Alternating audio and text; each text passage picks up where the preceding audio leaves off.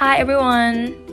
Nowadays, there are a lot of Irish descendants in the United States, since there was the Irish immigration in the past, which was important to the United States.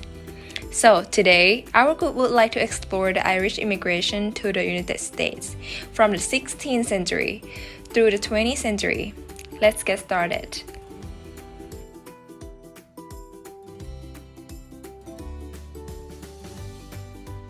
Approximately around 9.7% of American populations are Irish Americans, whose ancestors were Irish and came from Ireland.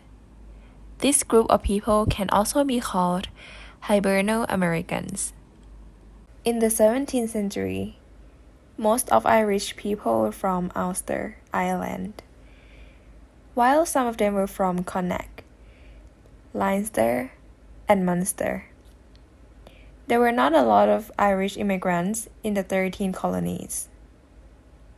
At that time, most male Irish immigrants were Catholics, who became indentured servants.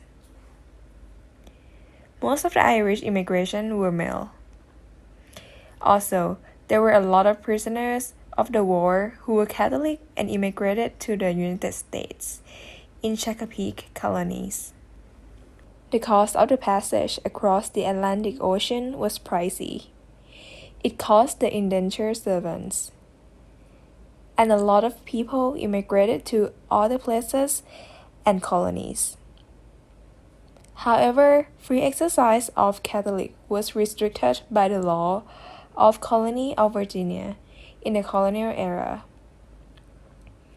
On the other hand, the freedom of religion was supported by the law of General Assembly of Maryland, which led to the creation of Maryland Toleration Act. At that time, the indentured servants has faced the pandemic, which caused the death to a lot of servants.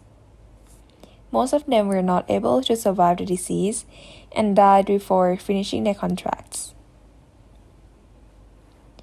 The 5 Catholic churches were located in Maryland in 1650.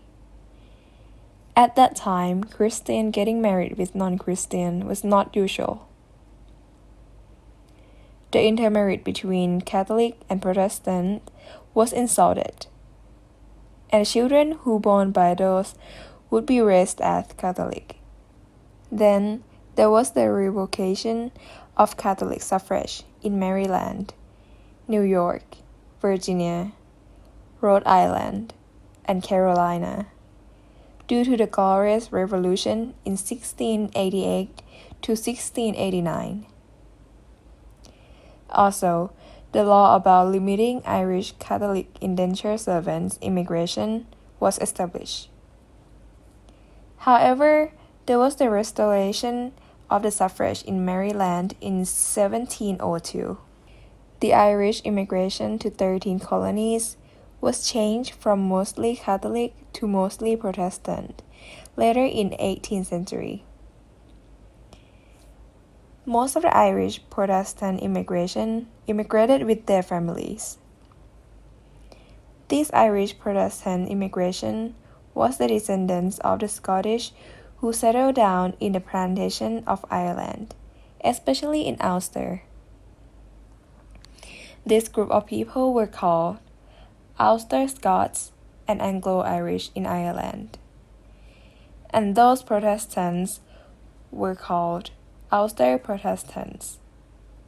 In that period, the intermarriage between Catholic and Protestants was prohibited due to the penal laws, which the children born by this intermarriage would not be able to inherit the property from their parents legally due to the English law. Anyway, the Irish Catholics refused to convert to Protestants. That's why the intermarriage between Catholics and Protestants have not been common in Ireland since back then to the early 20th century. In Maryland, the Jesuits from baptizing the children was prohibited in 1704. Then, in 1707, the law was changed Also, the tax on passage of Irish Catholic indentured servants was collected. Around 250,000 Irish immigrants immigrated to the 13 colonies in 1717 to 1775. The beginning and during American Revolution War, in 1775, the indentured servants was composed by few colonial labor force. However, at the end of the war, there were around 24,000 to 25,000 Catholics left in the United States, and none of them were from Ireland. The Irish Catholic was failed to spread at that time. In 1790, the Irish births in America were more than 10% of the population in America, while the native Irish heritage were about 2% of American population. Moreover, the number of Catholic populations had increased since there were more Irish Catholic immigrated to the United States during the 1790s. In the 18th century, the intermarriage became more common. A lot of Irish Catholics who came to the United States decided to convert to Methodist and Baptist churches. Around 100,000 of people from Ulster immigrated to the United States in the end of the American Revolutionary War and the War of 1812. Also, the need of agricultural product was increased for the British soldiers in the French Revolutionary Wars, which led to the 22-year economic expansion in Ireland. However, there was the international economic depression, which also affected Ireland as well. More Ulster immigrants came to the United States in 1815 to 1845. Around 1 million Irish immigrants immigrated in 1820 to 1845. During the Louisiana Purchase, the Catholic population in America has increased a lot. In the late 1845, the Great Famine occurred in Ireland in 1846 to 1851, which people has faced the mad disease and starvation in Ireland. More than 1 million of Irish people immigrated to the United States, and around 90% of those Irish immigrants were Catholic.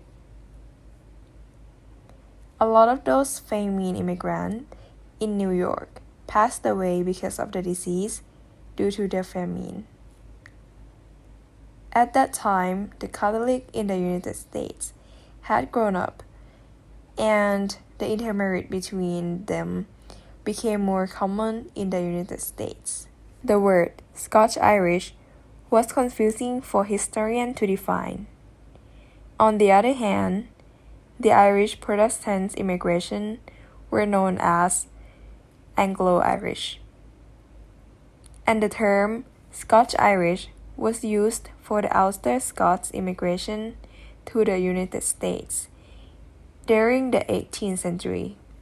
Anyway, these words were not commonly used since the Ulster Protestants recognized themselves as Irish. Then they changed and recognized themselves as the Scotch-Irish, while some of them still remain calling themselves as Irish. When the time went by, some of them identified themselves as American ancestry. The Scots-Irish stayed in eastern United States and became the cultural group. The descendants became the vanguard of the movement from Virginia to Kentucky and Tennessee. Then, the descendants of the Scotch-Irish and the identification of Ireland were lost. The Irish immigrations had influenced the American culture especially American folk songs, through the 20th century. At the same time, the Irish Catholic in the South mostly existed in Savannah, New Orleans, and Charleston. Also, the Irish Catholic became more leaders in Democratic Party organizations and against to end slavery. Some of those Irish Catholic joined the Confederate States Army of America. The Irish Catholic in the South were accepted by the Americans. In the mid-19th century, there were around 3.3 to 3.7 million of Irish immigration in the United States. Moreover, more of Irish Ulster Protestants left Ireland and came to the United States.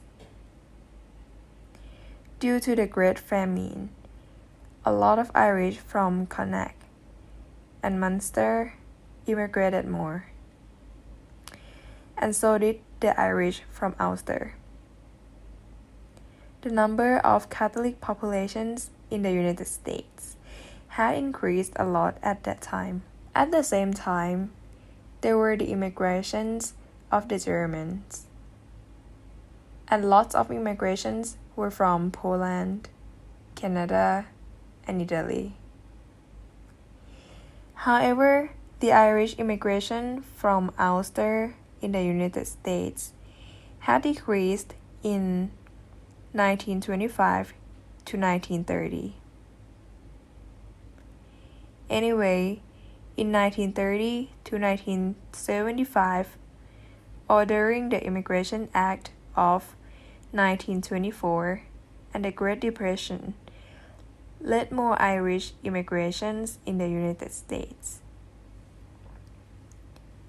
Then, the economy in the United States had improved a lot after the World War II. In the early 1970s, most of Irish Americans recognized themselves as being Protestant, while the majority of Irish immigrants in the 1830s identified themselves as Catholic. In the 20th century, the Irish American had more fertility rate than the population of the United States. It was because the famine in Ireland made a lot of Irish who came from rural to immigrate to the urban areas of the United States, since there was the cost to immigrate to rural area. When it was about to turn to 20th century, there was the Irish economic growth. Therefore, the majority of people began to immigrate to Ireland in 1990s.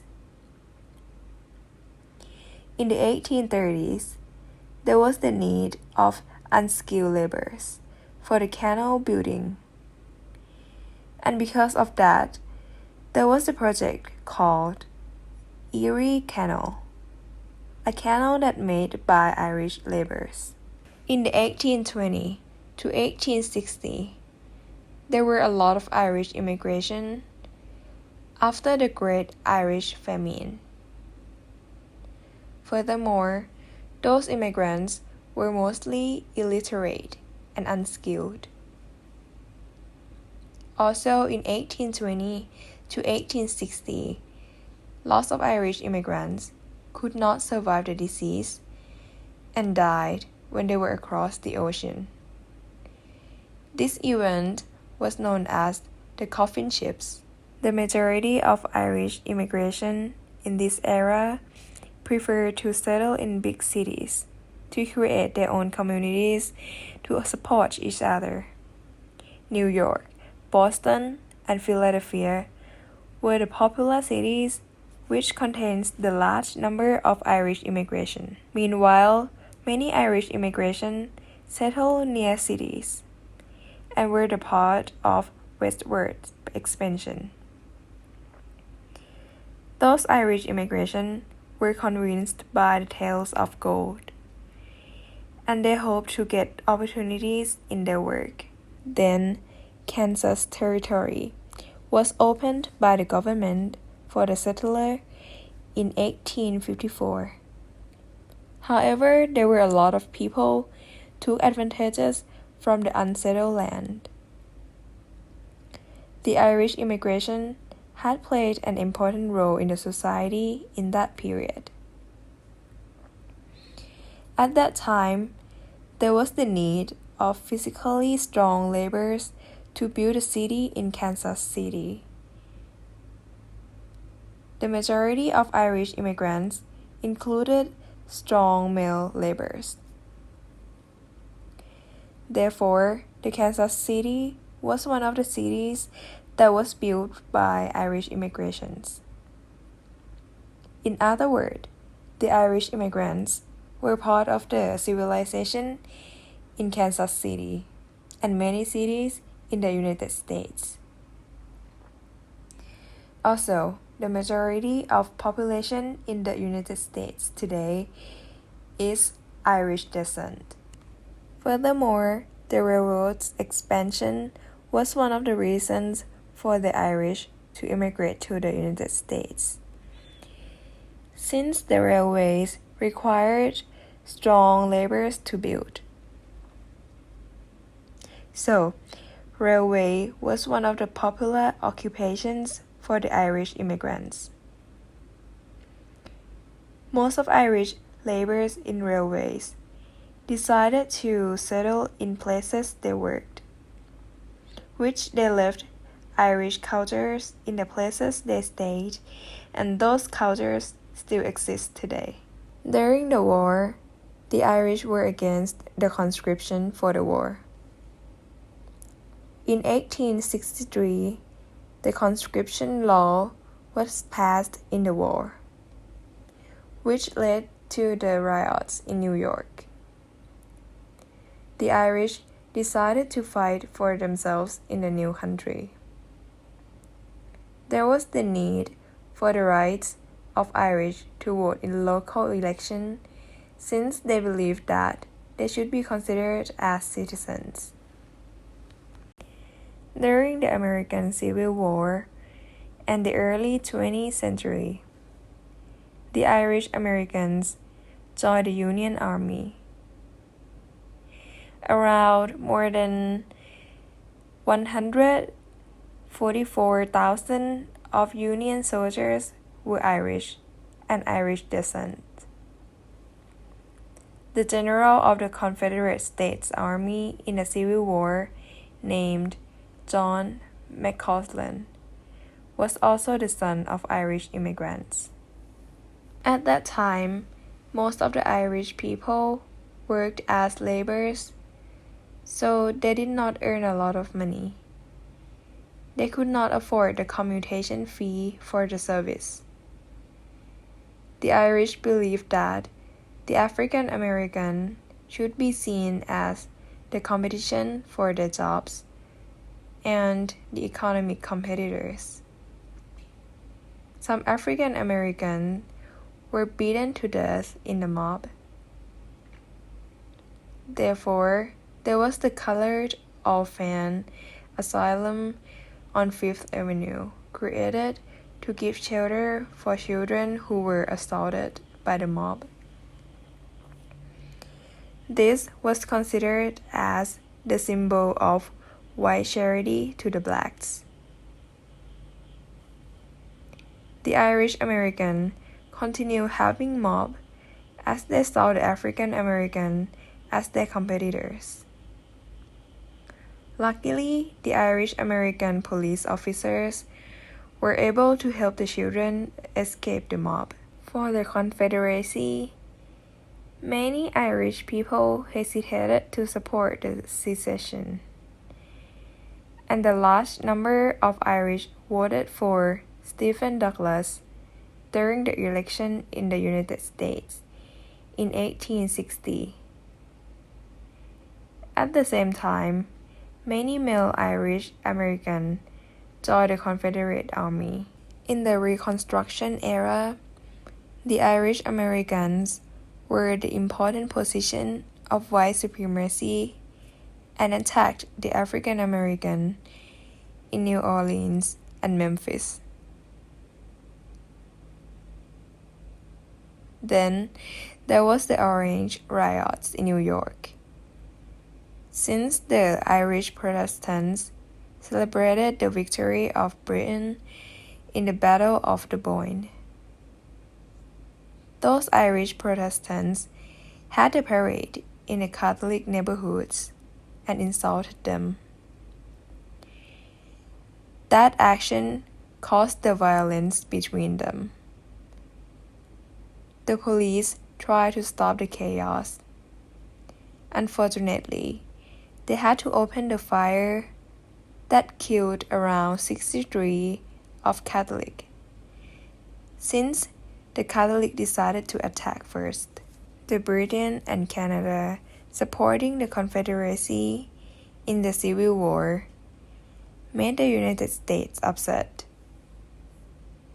So, the relationship between the United States and Britain was not so good in the 1860s. Then, there was the secret political organization called Fenian, founded by the Irish Republican Brotherhood, or IRB. They aimed to get the independence for the Irish. They usually took place in the United States, Ireland, British, and Canada. Sometimes the Fenian was violent, as they even tried to invade Canada, but it was not successful. Also, there was the Irish Catholic politician who strongly supported the independence for Irish. And there was the famous phrase, to go against Britain. The phrase was, twisting the lion's tail. The result of post-famine Irish immigration had affected the rural economy, which convinced more high-paying jobs in the United States from 1855 to 1921. Then there was the Emergency Immigration Acts of 1921 and 1924, which limited the number of immigrants. After that, most immigrants stay in the industrial cities in Northeast and Midwest in the Irish American neighborhood. The Irish immigration to the United States had important role, which impact the society in the United States since the past until today. Nowadays, there was the large number of Irish American communities who are the Irish descendants in the United States. Besides, the female Irish settled in many towns in the United States. In the past, there was the huge Irish immigration in anthracite coal region in Pennsylvania. Working in the factories could be seen as the best occupational opportunity for unskilled Irish men and women in that period.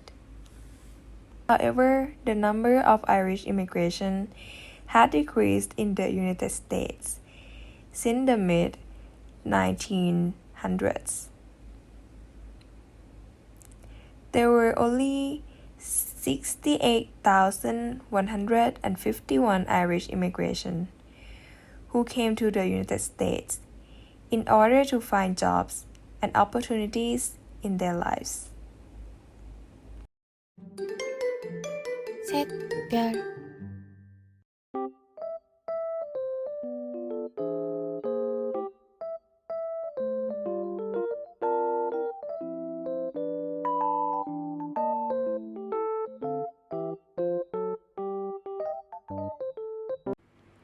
In the American history, 468,400 Irish came to America from 1720 to 1820.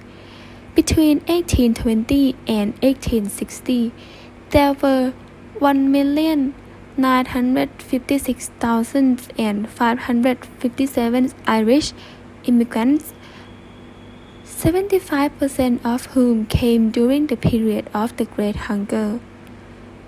They were employed in mills, mines, laying or excavating parts that helped to create America and helped protect it by filling its army ranks from the numerous regiments of the Irish Union Army and the famous Irish Brigade itself.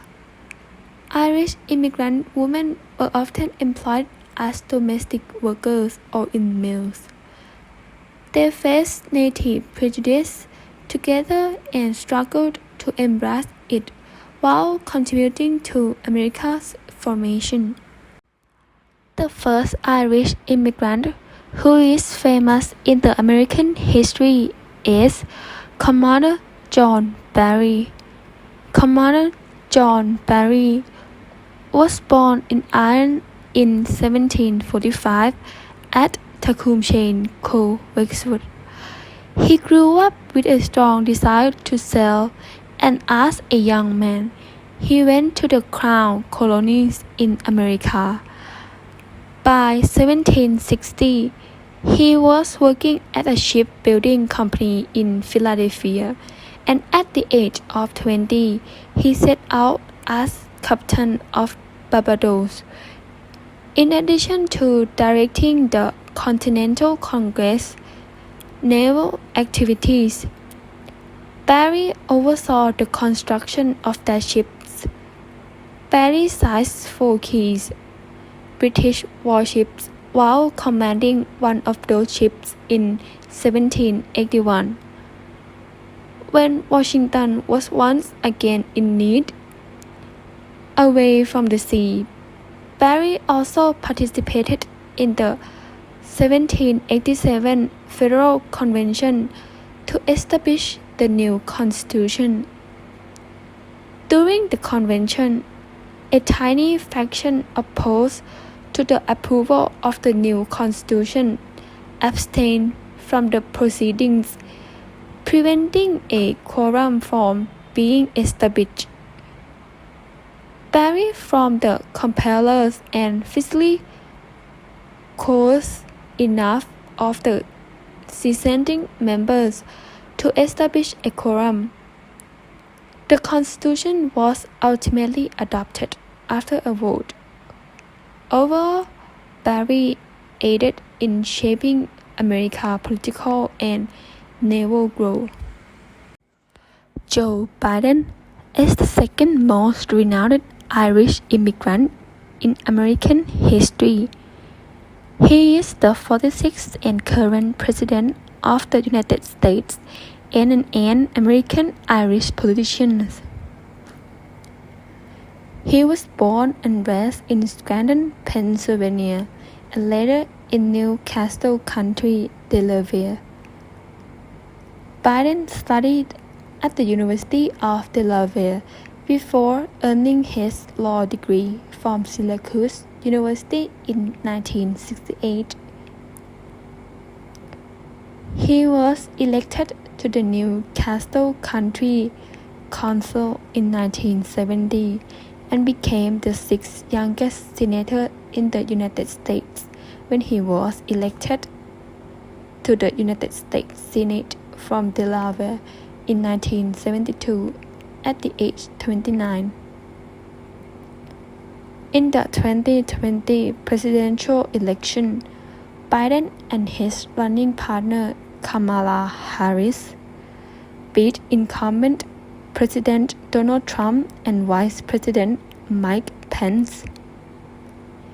He is the oldest president ever elected, and he is the first to have a female vice president. His early presidential activities focused on drafting, advocating for, and signing into law the American Recuse Plan Act of 2021. Also, he ordered a series of executive orders to hasten the United States recovery from the COVID-19 epidemic and the continuing recession. Biden's directives addressed the epidemic and reversed numerous Trump administration actions, including rejoining the Paris Agreement on climate change and restoring safeguards for deferred action for childhood arrivals, or DACA, beneficiaries. Biden stated in April 2021 that all United States forces will leave Afghanistan by September 2021. The Irish people have been on the receiving end of many racial stereotypes when they migrated to America because the lack of jobs, poor living conditions, and many other reasons. They were treated as the lowest member of the social class. They were given jobs that were thought to be too unsafe for blacks to carry out because the loss of a slave was an out-of-pocket expense. When Irish families immigrated to the United States because there were no jobs in Ireland, they found much of the same conditions that made them think it would be a good reason to move to America. Irish were not thought to be good to have in a neighborhood because they were not familiar with plumbing. So they were forced to live in makeshift shanty towns with other Irish immigrants. When they went to find employment, the circumstances were much the same as well. The jobs that required skilled labor were not available to the Irish because they couldn't be trusted.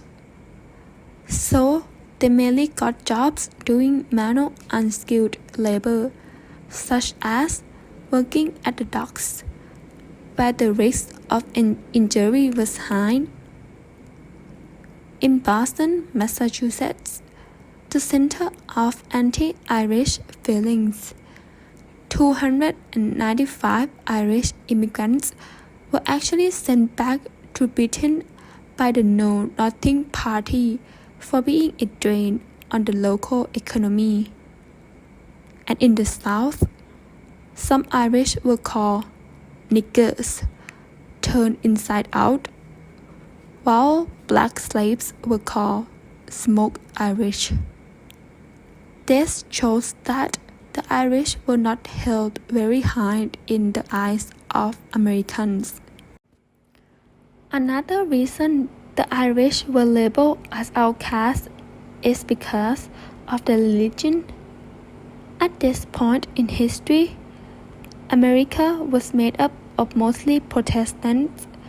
However, the majority of the Irish immigrants were Catholic. Most Irish children were put into parochial schools, and religion was placed as a big priority in their lives. The Irish held on tightly to their religious ways, a main reason being that was the one thing that still tied them to their homeland. Americans refused to accept Catholic due to the differences in their beliefs and practice.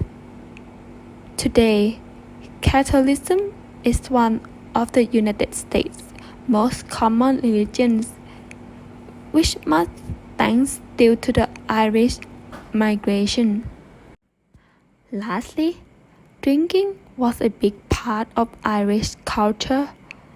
Americans fear their mostly Protestant nation would soon die out if the mostly Catholic Irish all migrated to the United States.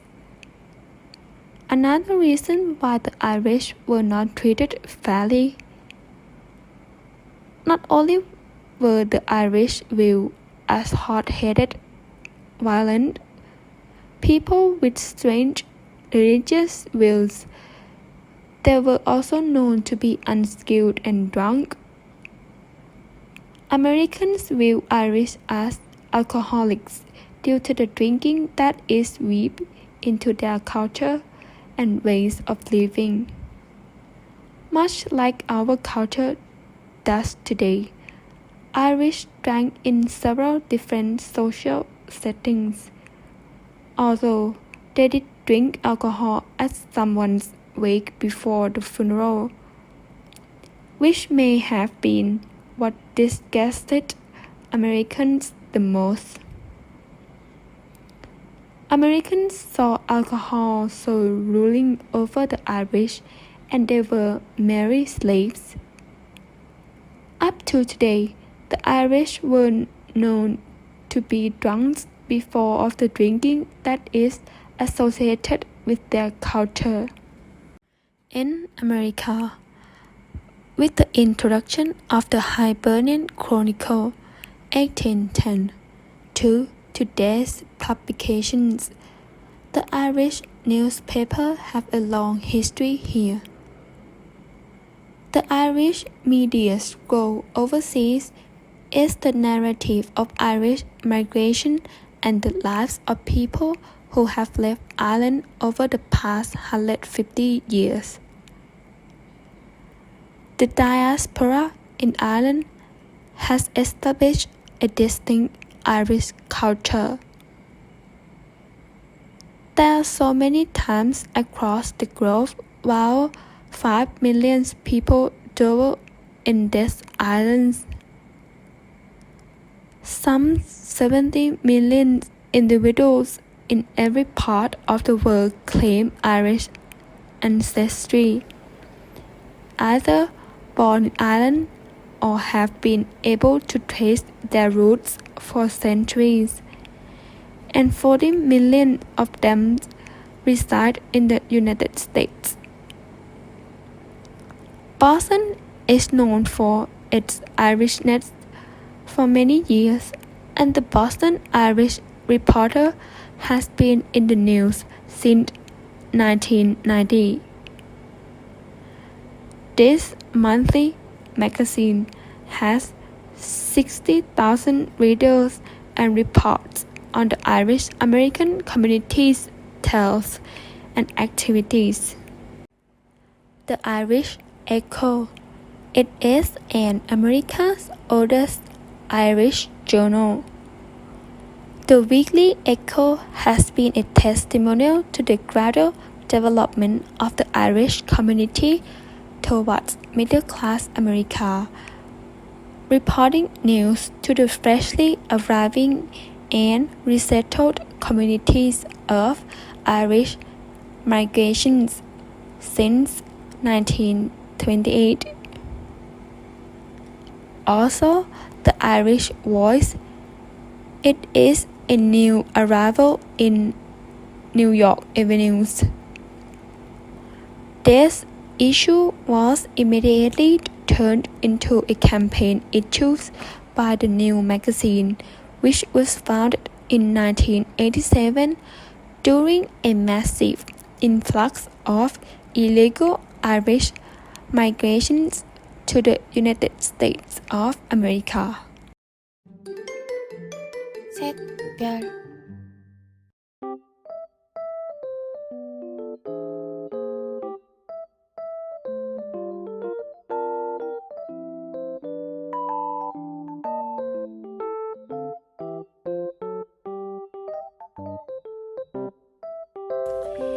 And that's all for today. Thank you for listening. Hope you have a good day. Bye.